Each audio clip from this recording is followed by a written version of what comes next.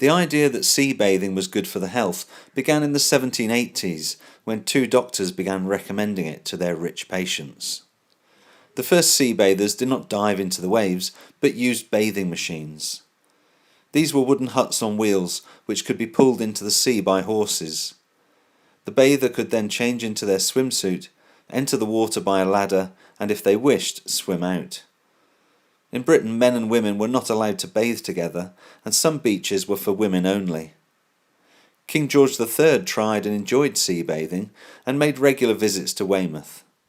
His son, Prince George, preferred Brighton, and as a result, both places became fashionable destinations for the rich.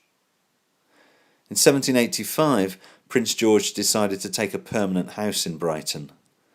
The Royal Pavilion began as a farmhouse, but George had it transformed at great expense by the architect John Nash.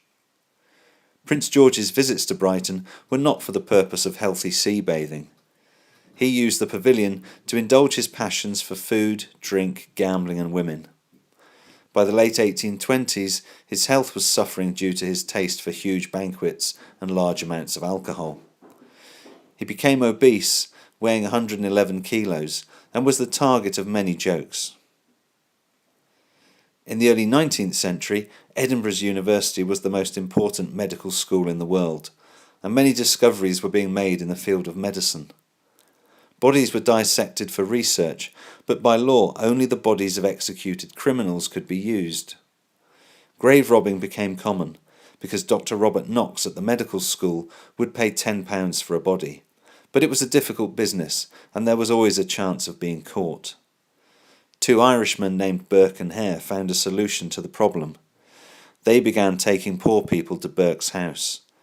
They would get them drunk, suffocate them, and sell the bodies to Dr. Knox. In 1828 they were found out. Burke confessed to 16 murders and was hanged. Hare was released in exchange for giving evidence against his partner in crime.